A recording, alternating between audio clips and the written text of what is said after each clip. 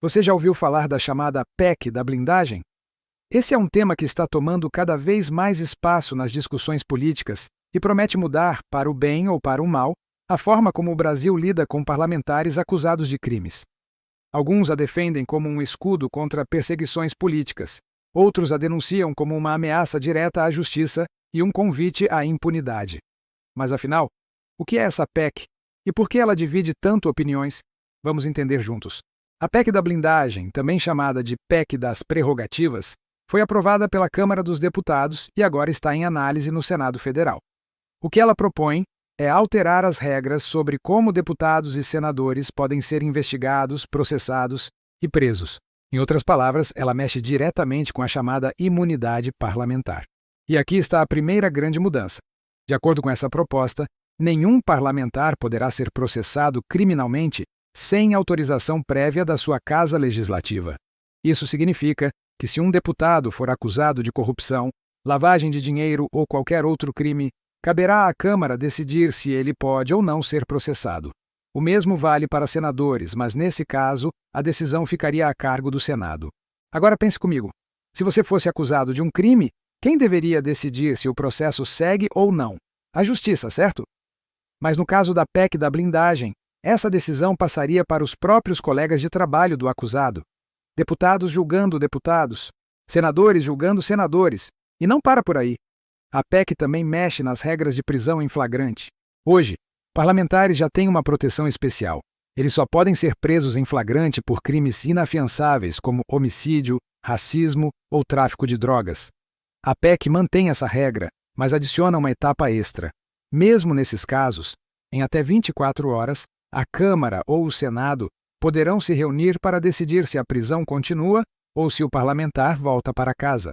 Isso significa que, mesmo diante de uma prisão em flagrante, existe uma porta aberta para que o colega acusado seja solto rapidamente, desde que haja vontade política para isso.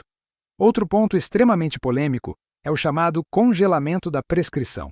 Se a Casa rejeitar o processo contra um parlamentar, o prazo de prescrição do crime fica suspenso até o fim do mandato. Em outras palavras, o processo não anda enquanto o político estiver no cargo, mas também não prescreve.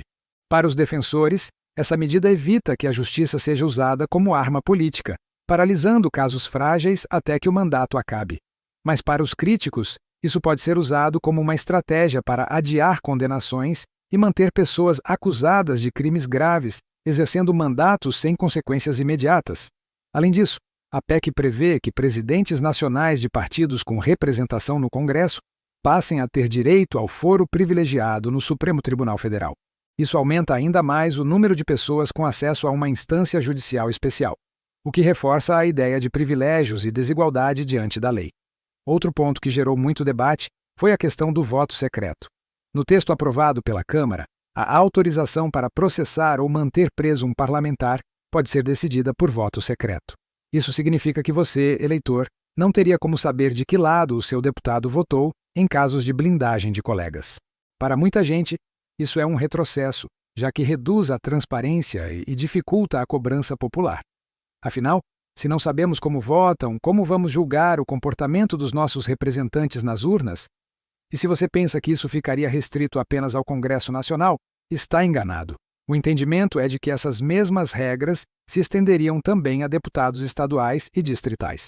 Ou seja, milhares de parlamentares em todo o Brasil estariam sob essa nova proteção. Em termos práticos, assembleias legislativas e a Câmara Distrital também funcionariam como filtros para processos contra seus membros. Agora vamos para a parte mais importante. Quais são os argumentos a favor e contra essa proposta? Os defensores da PEC afirmam que ela é necessária para garantir a independência dos mandatos. Eles dizem que, sem esse tipo de proteção, parlamentares poderiam se tornar alvo fácil de perseguições políticas, com juízes e promotores abrindo processos infundados apenas para prejudicar adversários.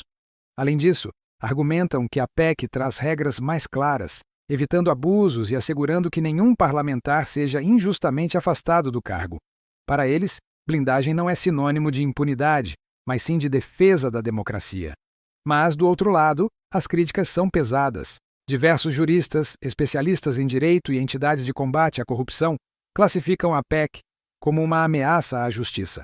Para eles, Dar a parlamentares o poder de decidir se colegas podem ou não ser processados é criar um sistema de autoproteção que favorece a impunidade. A crítica principal é que isso transformaria o Congresso em um verdadeiro escudo para criminosos com mandato político, permitindo que corruptos continuem no poder sem enfrentar consequências imediatas. Outro ponto negativo é a falta de transparência. Com o voto secreto, a população ficaria no escuro sobre como seus representantes votaram em casos tão delicados. Isso mina o princípio democrático da prestação de contas, que é justamente a base do relacionamento entre eleitor e eleito. E claro, existe o impacto simbólico. O Brasil é um país onde a confiança da população nos políticos já é baixa. Aprovar uma PEC que aumenta privilégios e protege parlamentares de processos pode reforçar ainda mais a percepção de que políticos vivem em uma realidade paralela, com regras próprias, distantes daquilo que vale para o cidadão comum. No Senado, a tramitação da PEC segue sob muita pressão popular e com forte resistência de alguns setores. O presidente da Comissão de Constituição e Justiça já declarou ser contrário à proposta, mas o futuro ainda é incerto. Agora, o que está em jogo aqui vai além de uma simples alteração na Constituição. A grande questão é: qual deve ser o limite da imunidade parlamentar? Até que ponto proteger mandatos significa defender a democracia? E quando isso passa a ser sinônimo de impunidade? A PEC da blindagem nos obriga a encarar uma verdade desconfortável. A democracia só funciona quando existe equilíbrio entre os poderes e quando todos são realmente iguais perante a lei.